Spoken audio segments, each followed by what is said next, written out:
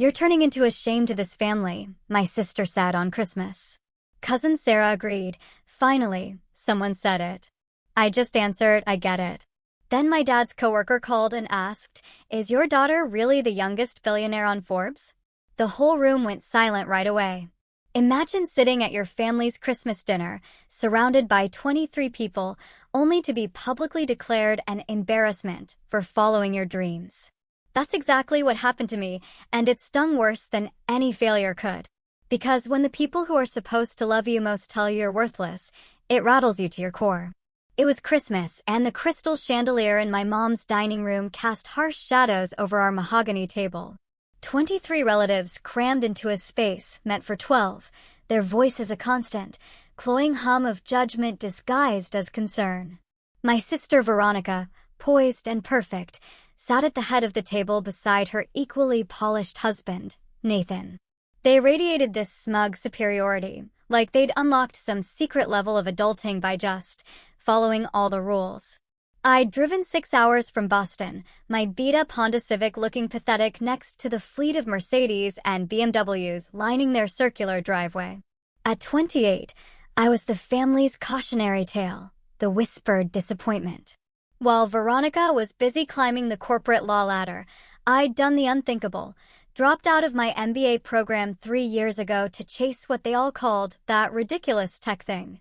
"Jessica is still working on her little project," Mom announced to the table, her tone making it sound like I was finger painting, not building a company. She passed the potatoes with the same dismissive flick of the wrist she'd perfected over the years. Then my cousin Sarah leaned forward, her diamond tennis bracelet glinting. "How's that going? Are you making any money yet?" The emphasis on any twisted in my gut. She clearly thought I wasn't. I stabbed at my green beans. "It's progressing." "Progressing?" Uncle Kenneth repeated, sharing a knowing glance with his wife. That's one way to describe unemployment. My dad cleared his throat from the other end of the table. "Gerald Monroe, accounting firm mogul." My perceived failure to launch was a constant thorn in his side. "Jessica's exploring her options. Isn't that right, honey?" The condescension in his voice stung worse than any outright criticism. Veronica set down her wine glass with deliberate, almost theatrical care. "We're all just worried about you, Jess. You're almost 30. Most people your age have established careers, retirement accounts, mortgage payments. What do you have?" I met her gaze across the table. My older sister had always been the golden child. Perfect grades, perfect husband, perfect colonial house. She'd followed the blueprint exactly and couldn't fathom why anyone would deviate. "I have a vision," I said, my voice quiet but firm. "A vision doesn't pay bills," Nathan chimed in, the finance guy, naturally. "I could get you an interview at my firm. Entry level, but it's something. Better than whatever you're doing now." Aunt Linda piped up from the middle. "My neighbor's daughter works at Target. They have excellent benefits." I could put in a word. The suggestions came rapid fire after that. Starbucks. The grocery store. Back to school. Teaching. Something stable. Something normal. Something that would stop embarrassing them at their country club. I just pushed food around my plate, letting the cacophony wash over me. They had no idea. 3 years of 16-hour days, maxed out credit cards, and ramen dinners had led to this moment. They couldn't see the algorithms I'd developed in my cramped Boston apartment, the partnerships I'd secured, the quiet meetings with venture capitalists who actually understood what I was creating. "You're becoming an embarrassment to this family," Veronica announced suddenly. The room went silent. She looked around, gathering silent support like a prosecutor before a jury. "I'm sorry, but someone needs to say it. We can't keep making excuses for you." Cousin Sarah nodded vigorously. Finally, someone said it. "We're all thinking it." Mom's face was pale, but she didn't contradict Veronica. Dad studied his plate with intense focus. Uncle Kenneth cleared his throat in agreement. Aunt Linda looked sympathetic, but stayed silent. The weight of their collective disappointment pressed down on me like a physical thing. Every instinct screamed to defend myself, to expose their ignorance, to wipe that smug look off Veronica's face. But I'd learned patience over the past 3 years. I'd learned that timing mattered. "I understand," I said, simply. The conversation shifted after that. They moved on to Nathan's promotion, Sarah's vacation to Aruba, Uncle Kenneth's new boat. I became invisible again, which, for the moment, suited me just fine. I helped Mom clear dishes, listening to her gentle suggestion that maybe a more traditional path was best. I hugged everyone goodbye and promised to visit more often, knowing I wouldn't. The drive back to Boston felt longer than usual. Snow had started falling, making the highway treacherous. My phone buzzed repeatedly in the cup holder, but I ignored it. Whatever fires needed putting out at the office could wait until I was home. My apartment was freezing when I arrived near midnight. The heat had gone out again. I wrapped myself in blankets and finally checked my messages. 47 texts, 23 missed calls, 14 emails marked urgent. The Forbes article had dropped at 6 p.m., right when we'd been sitting down to dinner. Forbes names Jessica Monroe, 28, as youngest self-made billionaire in tech industry. The headline glowed on my phone screen. Below it, a professionally shot photo of me standing in front of my company's new headquarters in Cambridge. The article detailed how my data analytics platform had revolutionized healthcare management, how 3 Fortune 500 companies had bought enterprise licenses, and how recent Series C funding had valued my company at $3.2 billion. My 60% stake made me worth over $2 billion on paper. I'd known the article was coming. Forbes had interviewed me 6 weeks ago, but NDAs kept me silent. The timing was pure coincidence, though I'd be lying if I said I didn't appreciate the irony. My phone rang. It was Thomas Hart, my CFO, who'd joined me in the early days for equity when I couldn't afford his salary. He sounded breathless. "Have you seen the traffic? Our website's getting hammered. Thousands of demo requests. CNBC wants you on tomorrow morning." "Tomorrow's Saturday," I pointed out. "They're doing a special segment." Bloomberg called too. And the Wall Street Journal. "Jessica, this is insane. We're trending #1 on Twitter." I asked him to handle the media requests and hung up. Sleep seemed impossible, so I made tea and watched the reactions roll in. My company's stock value, my personal worth, the speculation about how I'd done it, the inevitable criticism that I'd gotten lucky, that the valuation was inflated. The first family text came at 7 a.m. Saturday. "Uncle Kenneth, congratulations. We always knew you had it in you. Aunt Linda, so proud of you, sweetie. Remember when I suggested those other jobs? I was only trying to help. Cousin Sarah, OMG, can't believe you didn't tell us. We're family." The messages poured in. Relatives I hadn't heard from in years suddenly remembered how close we'd been. People who'd suggested Target now recalled, always believing in my vision. The rewriting of history was happening in real time. Veronica didn't text. Neither did Mom or Dad. I spent Saturday doing damage control. The CNBC interview went smoothly. I kept my responses measured, professional, focused on the company. When they asked about my background, I mentioned dropping out of business school. The interviewer nearly gasped.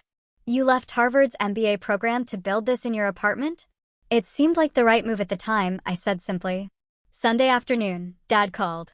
His voice sounded strained. "Jessica, we need to talk." "About what?"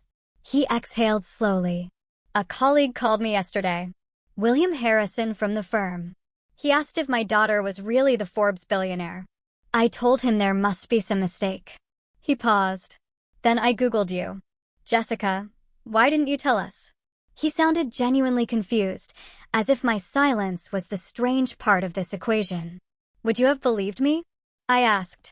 "If I'd shown up at Thanksgiving last year and said I was building a billion-dollar company, what would you have said?" The silence stretched. "Your mother wants to talk," he said finally. Mom's voice came on the line, tight with emotion. "Sweetheart, we're so proud of you. We always have been. You know that, right?" "Do I?" "Of course. We worried because we love you. Parents worry. That's what we do." She was already reframing it, turning their contempt into concern, their judgment into love. "Is Veronica there?" I asked. "She's processing. You have to understand, this is a lot to take in. She's been working so hard at her firm, and now Mom caught herself. What I mean is, we're all adjusting to this news."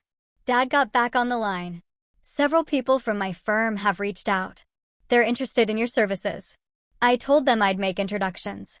There it was. The pivot from embarrassment to opportunity. From liability to asset. I was no longer the family failure. I was a networking opportunity, a status symbol, a name to drop at dinner parties. I'll have my business development team reach out, I said. Jessica, about Christmas. Your sister was under a lot of stress. She didn't mean, she meant every word, I interrupted. And that's fine. I understand. Please don't be like this, Mom pleaded, her voice back on the line. We're a family. I thought about that word. Family, the people who should have your back, who should believe in you even when the odds look impossible. The people who'd spent 3 years suggesting I apply to retail jobs. I need to go, I said. Media requests. Monday brought another wave of calls. Veronica left a voicemail around noon. Her voice had lost its usual confidence. Jess, it's me. Look, we should talk. I know things got heated at Christmas, but I was just trying to help. You know how I worry about you. Call me back, okay? We need to discuss some things. Nathan has some investment ideas he'd like to run by you. I deleted it. Tuesday morning, I met with my executive team at our Cambridge headquarters. The building was glass and steel, state-of-the-art, a far cry from the apartment where it had all started. My assistant brought coffee while Thomas walked through the explosion of interest we'd received. 17 new enterprise inquiries, he reported, including 2 of the biggest hospital networks in the country. Morgan Stanley wants a meeting. Goldman Sachs is circling. Everyone wants a piece. Rebecca, my COO, looked up from her laptop.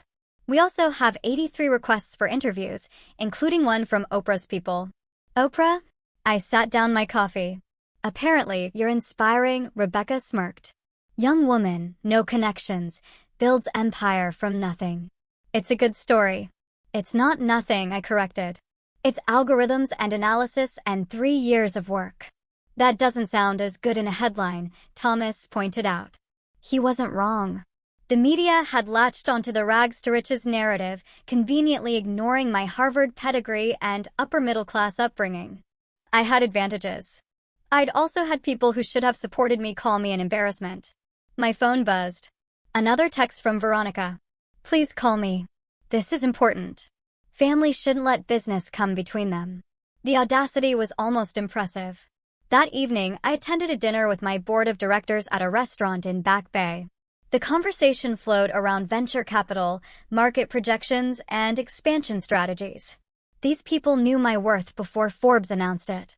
They'd seen the raw data, understood the algorithms, recognized the potential when it was still theoretical. You're handling the attention well, remarked Patricia Wells, one of my earliest angel investors. She'd written a check for $2 million when I had nothing but code and conviction. Some founders let success derail them. You seem remarkably grounded. I had good practice staying focused, I said. The past 3 years taught me to block out noise. Patricia smiled knowingly. She'd been one of the few people who had met my family during the early fundraising days.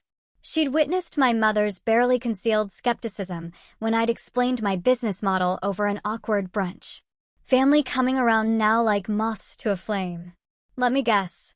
Investment opportunities, business proposals, sudden emergencies requiring financial assistance. All of the above, I said, swirling my wine. Plus several variations of "we always believed in you." The revision of history happens fast, Patricia observed. People genuinely convinced themselves they were supportive all along. The human mind protects itself from uncomfortable truths. James Caldwell, my lead board member, leaned forward.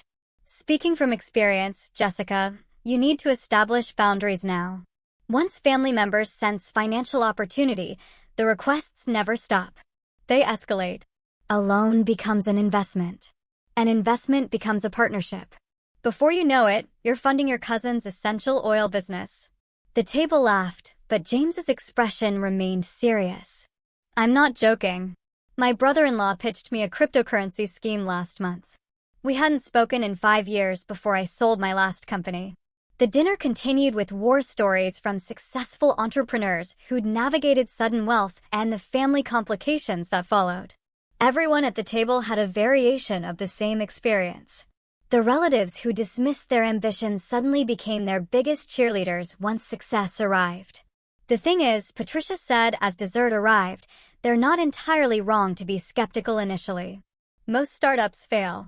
The statistics are brutal. From their perspective, they were being realistic. But family isn't supposed to be realistic, I countered. They're supposed to be supportive, even when the odds are terrible. Ideally, yes. Reality is more complicated. She set down her fork. Here's what I learned after my third exit. You can't punish people for being human. But you also don't owe them access to your life just because you share DNA. Finding the balance is the hard part. Her words stayed with me during the drive home. My brownstone felt cavernous and quiet. I'd bought it 6 months ago, but hadn't fully moved in. Most nights, I still slept at my old apartment, surrounded by the memories of struggle and determination. My phone buzzed. Email had become overwhelming. My inbox contained 847 unread messages, many from people I'd known in various life phases. High school classmates who'd barely spoken to me wanted to reconnect. College acquaintances had exciting opportunities to discuss.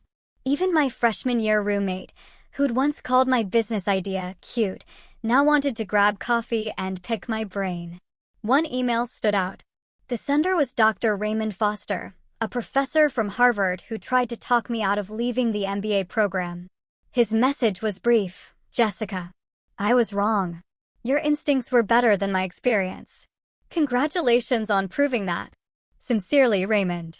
I stared at those words for several minutes. Unlike everyone else, he wasn't asking for anything. He was simply acknowledging his mistake. I hit reply. Thank you for saying that. It means more than you know. My phone rang. An unknown Boston number. I almost didn't answer. Jessica Monroe, a woman's voice, professional and clipped, spoke. This is Amanda Peterson from the Boston Herald. We're running a feature on local tech success stories. I'd love to interview you about your journey, particularly the Harvard dropout angle. Our readers find that inspiring. I'll have my PR team reach out, I said automatically. Actually, I was hoping to get some personal perspective.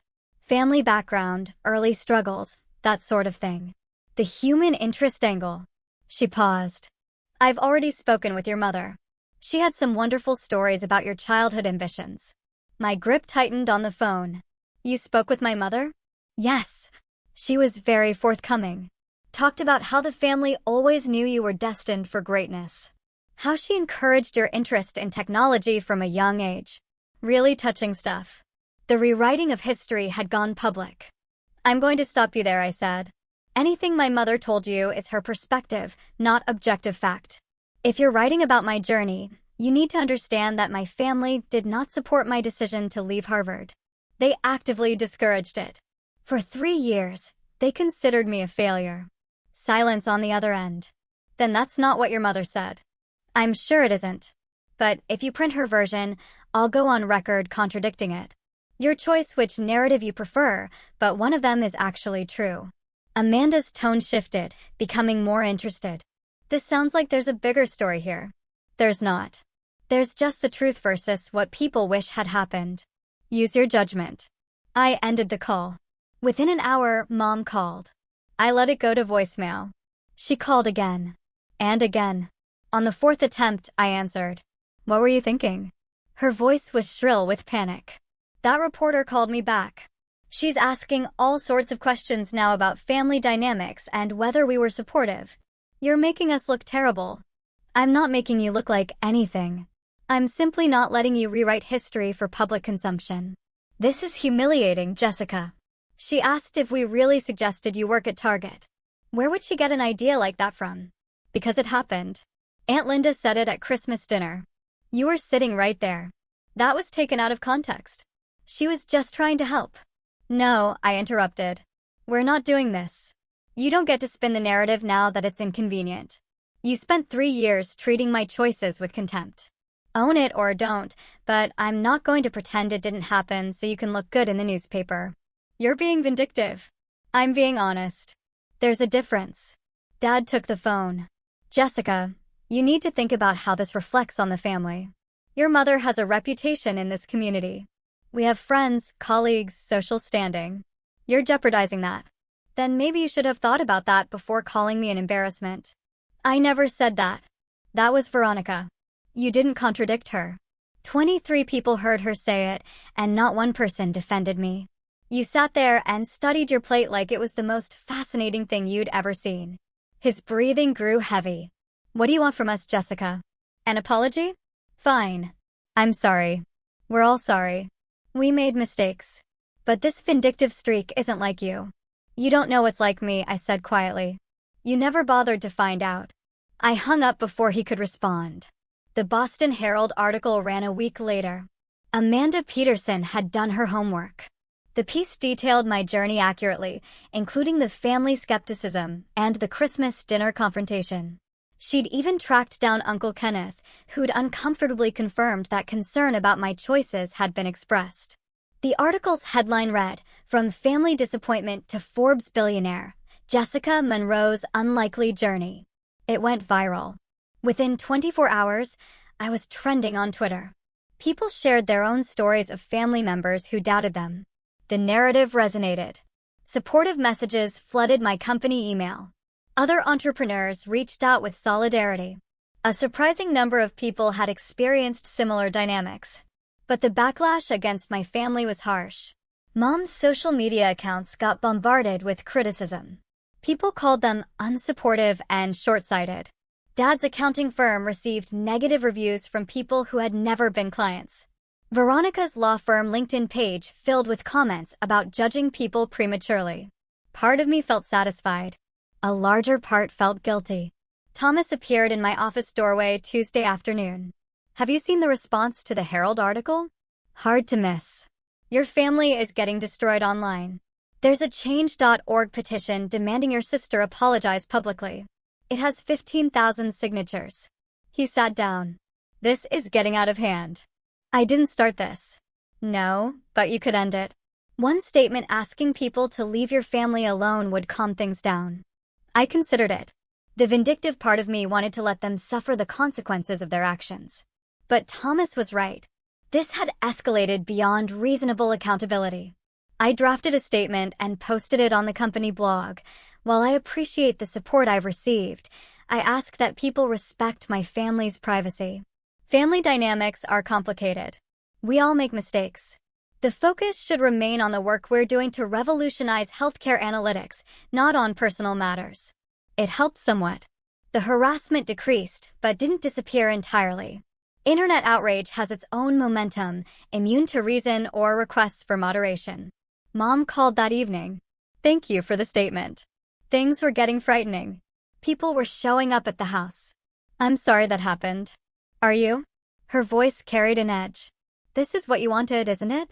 To humiliate us publicly. To punish us for not being perfect. I didn't want any of this. I wanted you to believe in me 3 years ago. That's all I ever wanted. We're not mind readers, Jessica. You shut us out completely. How are we supposed to support something we didn't understand?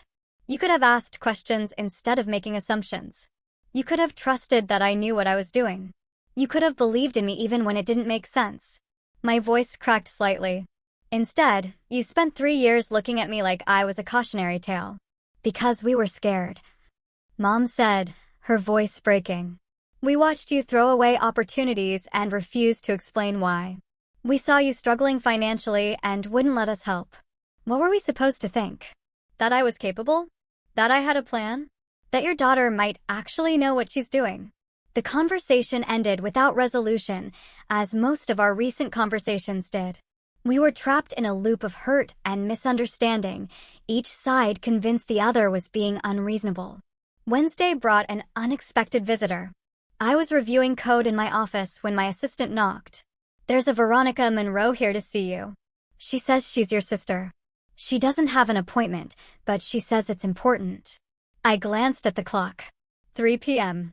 She must have driven up from Connecticut. Send her in. Veronica entered wearing what I recognized as her power suit, the navy one she wore to important meetings. Her makeup was perfect, her hair styled precisely. She looked like she was preparing for battle. Nice office, she said, glancing around at the minimalist decor. Floor-to-ceiling windows overlooked the Charles River. My degrees hung on one wall next to the patent certificates for my algorithms. Very impressive. Did you come here to compliment my interior design? She sat down without being invited. We need to clear the air. What happened at Christmas? I feel terrible about it. I was stressed with work, and I took it out on you. That wasn't fair. I leaned back in my chair. You said I was an embarrassment to the family. I was worried about you, she insisted. We all were. You have to understand how it looked from our perspective. You dropped out of Harvard. You were living in that tiny apartment. You wouldn't tell us what you were working on. What were we supposed to think? You were supposed to trust me. How could we trust you when you wouldn't communicate? Her voice rose slightly. You shut us out completely. If you just explained what you were building, would you have believed me? I asked the same question I'd asked Dad. If I told you I was developing revolutionary healthcare analytics software, would you have said, "Good for you, Jess," or would you have suggested I get a job at Starbucks? She looked away. That's not fair. Isn't it? Be honest with yourself, Veronica. You made your judgment about my choices and my worth based on what you could see, which was nothing. The moment you found out I was successful, your entire attitude changed. Don't pretend this is about communication. Fine. She straightened her shoulders. You're right. I didn't take you seriously. Neither did Mom or Dad or anyone else. We were wrong. I'm apologizing. What more do you want? Nothing, I said honestly. I don't want anything from you. Don't be like that. We're sisters. She shifted in her chair, and I recognized the tell. This was the moment she'd been building toward. Actually, Nathan and I have been discussing some opportunities. He works with high-net-worth individuals on portfolio diversification. Given your recent windfall, we thought no. You haven't even heard the pitch. I don't need to. I stood up, signaling the meeting was over. I have financial advisors. I have wealth managers. I have an entire team dedicated to making smart decisions with my company's money and my personal assets. What I don't have is family members who supported me when I had nothing. Veronica stood too. That's what this is about. You're punishing us for not believing in you. I'm not punishing anyone. I'm simply maintaining the same relationship we've always had. You didn't care about my life when I was broke. I don't need you in it now that I'm not. Her face flushed. Mom said you'd be difficult about this. She said success would go to your head. I almost laughed. Of course she did. Tell me, when did she say that? Before or after she told everyone at her country club that she always knew I'd be successful? You're being cruel. I'm being honest. There's a difference. I walked to the door and opened it. I have a 4 o'clock meeting. My assistant can validate your parking.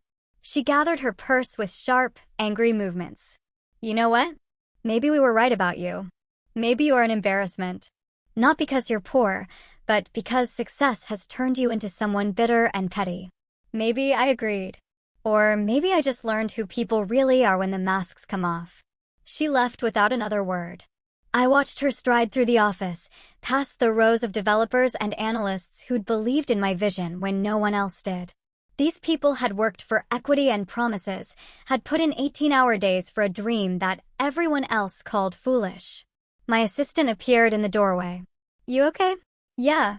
I returned to my desk. I'm good. The rest of the week brought more of the same. Relatives I barely knew reached out with business proposals, investment opportunities, and requests for loans. Uncle Kenneth wanted me to fund his boat renovation. Cousin Sarah needed help with her daughter's college tuition. Aunt Linda's husband was starting a business and needed angel investors. Every single person who'd spent years watching me struggle now needed something. I declined them all politely. Mom called Friday evening. We're planning a family dinner, a proper celebration of your success. Everyone wants to be there. I'm busy, I said. Jessica, please. We're trying. Her voice cracked slightly. I know we hurt you. I know we didn't handle things well, but we're still your family. That has to count for something. Does it? I asked. Because for 3 years, being family meant watching you all look at me with pity and disappointment. It meant listening to suggestions that I give up and get a normal job. It meant being called an embarrassment at Christmas dinner while 20 people nodded in agreement. So, forgive me if I'm not eager to rush back into that dynamic. We were scared for you, Mom said quietly. We couldn't understand what you were doing or why you were so secretive about it. From our perspective, you'd thrown away a Harvard MBA to work on something you refused to explain. What were we supposed to think? You were supposed to believe in me anyway. My voice came out harder than I intended. That's what family does. They believe in you even when they don't understand. They support you even when it looks crazy. They don't wait until Forbes validates your choices to decide you were worth supporting all along. That's not fair. Life rarely is. The silence stretched between us. Finally, Mom spoke again. Your father's colleagues have been talking about how his daughter is this tech prodigy, but she won't take his calls. It's embarrassing for him. There was that word again, embarrassing. I'm sorry Dad's embarrassed, I said. Truly. But that's his problem, not mine. When did you become so cold? Around the same time you all decided I was a failure. Funny how that works. I ended the call before she could respond. Saturday brought an unexpected email. Veronica had written a 5-paragraph essay about family values, forgiveness, and the importance of not letting money change relationships. The irony was apparently lost on her. I deleted it without responding. Sunday morning, I drove to my apartment in Boston. I kept the lease even after buying a brownstone in Back Bay. Something about maintaining the space where it all started felt important. The heat still didn't work properly. The refrigerator still made concerning noises. The view still showed nothing but other apartment buildings and a sliver of gray sky. I sat at the desk where I'd written the first lines of code 3 years ago, where I cried out of frustration and exhaustion more times than I could count. Where I'd eaten ramen and questioned every decision while my family suggested retail jobs. My phone buzzed.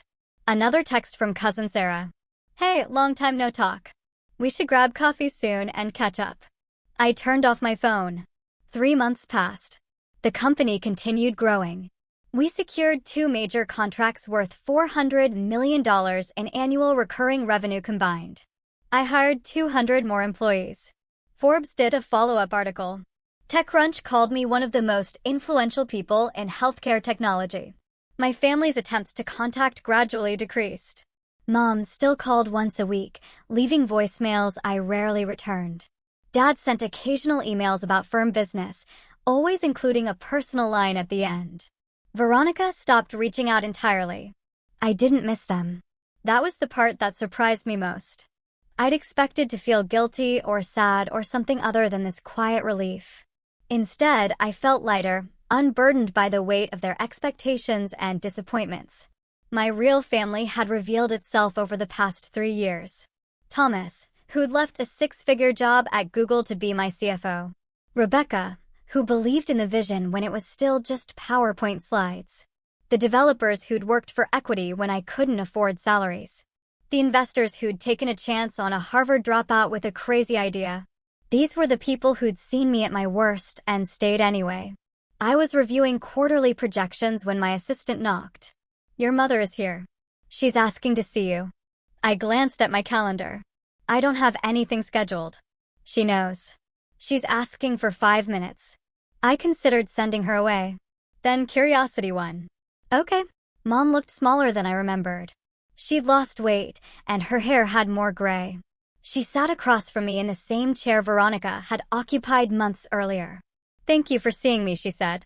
I waited. I'm not here to ask for anything. I'm not here to pitch a business idea or request money. I'm here because you're my daughter and I miss you. Her hands twisted in her lap. I've made mistakes. We all have. We judged you unfairly. We didn't support you when you needed us. We let our fear and misunderstanding turn into cruelty. I'm not asking you to forgive us. I'm just asking you to understand that we did those things out of love, even if it came out all wrong. Love, I repeated.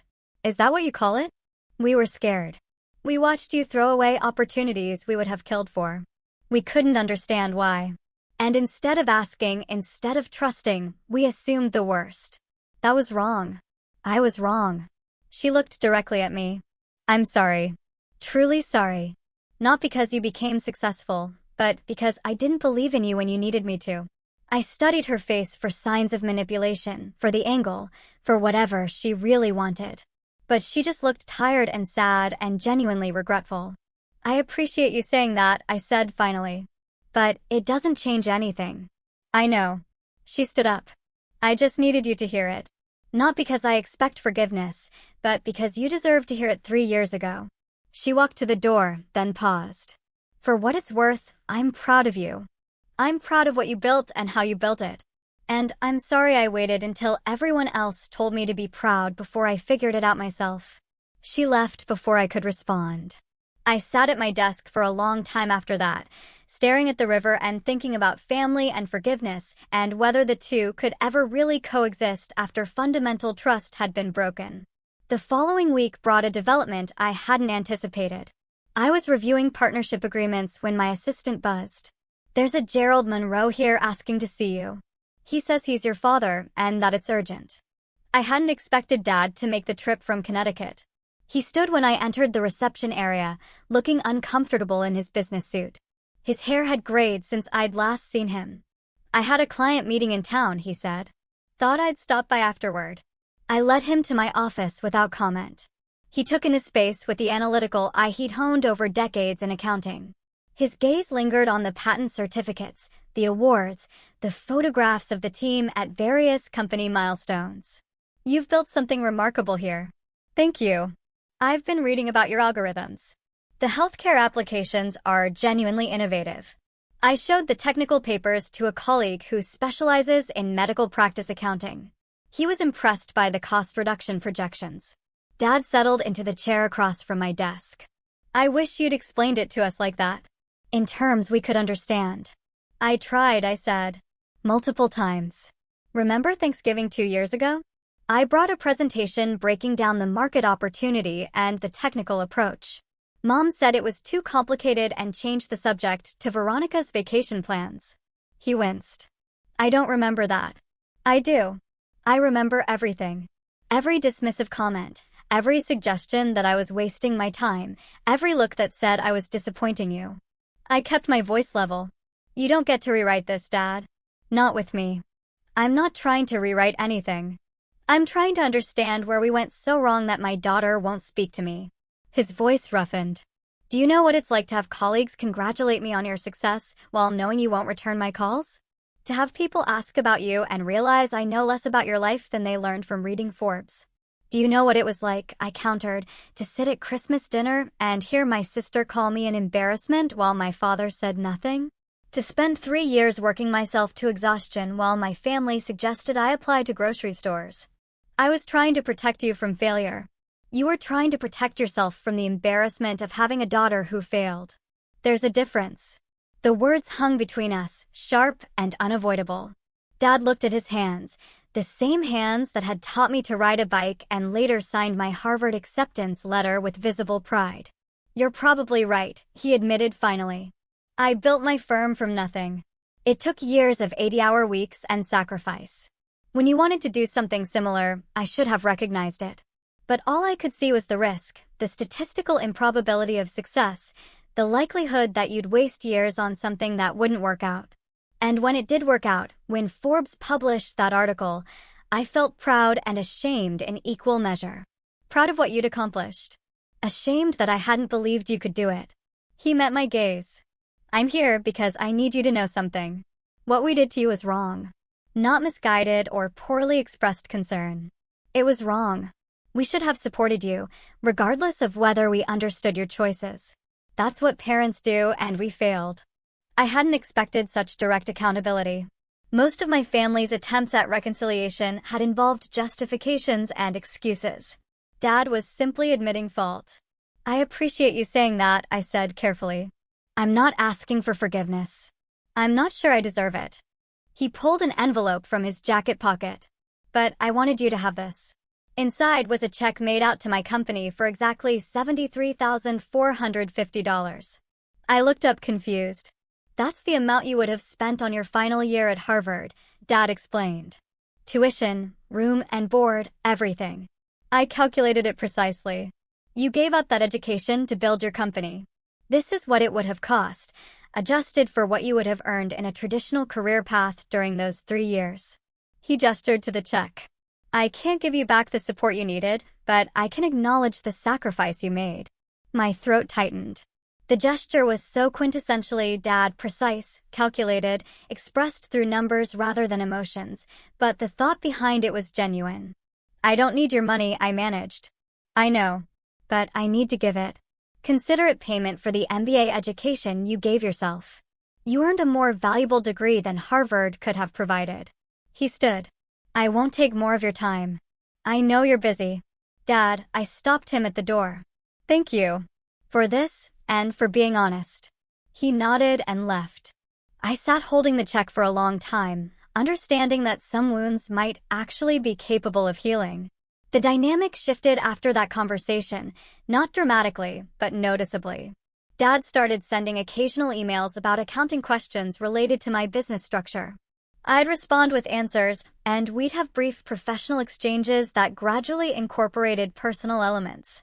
It wasn't the relationship we'd had before, but it was something. Mom remained more complicated. She'd taken the public criticism hard and seemed unable to move past it. Our conversations stayed brief and surface level. She'd ask about work in general terms. I'd give vague updates, and we'd end the call with promises to talk soon that neither of us kept with any urgency. Veronica didn't reach out again. Through family channels, I heard she had been promoted to partner at her firm. Nathan had started his own wealth management company.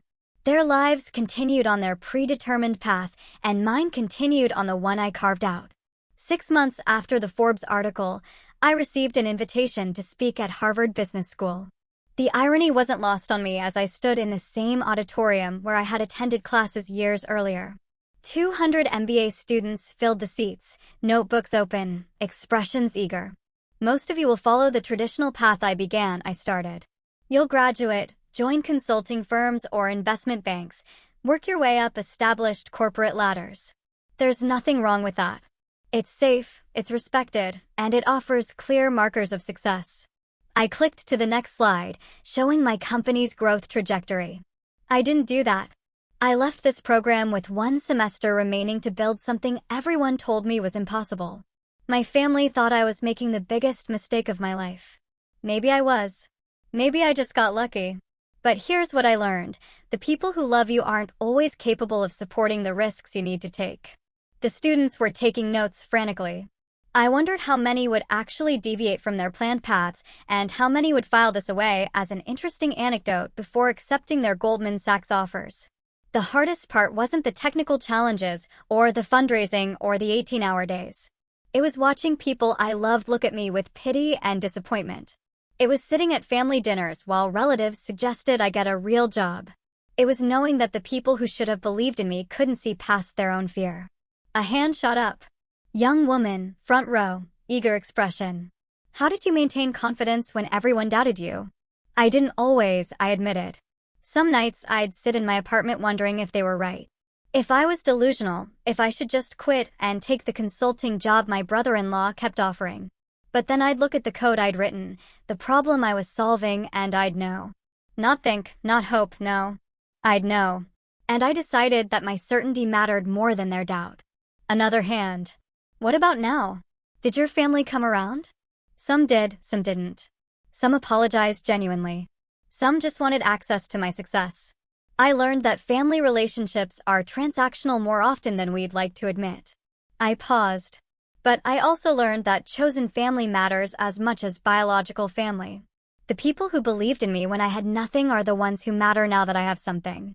The Q&A continued for another 45 minutes. Afterwards, several students approached with business cards and pitch decks. They all had the same hungry look I'd once seen in my own mirror. I took their information and made mental notes about which ones showed genuine promise versus which ones were chasing trends. Dr. Foster found me in the hallway after. That was powerful and pointed. Was it too much? No, they needed to hear it. We sell them a vision of meritocracy and clear paths to success. We don't talk about the psychological toll of going against family expectations or social pressure. He smiled slightly, though I suspect the administration will ask you to soften that message if you speak here again. Will there be a next time? Oh, definitely. You're exactly the kind of success story we want to claim, even if you didn't finish the program. His expression turned serious. For what it's worth, I'm sorry I tried to talk you out of leaving. I was looking at statistics and risk assessments. I should have been looking at you. You were doing your job.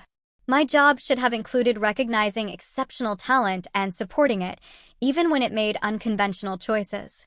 He shook my hand. Thank you for proving me wrong. It doesn't happen often enough. The drive back to Cambridge felt reflective.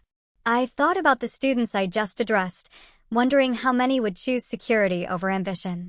How many would let family pressure determine their paths?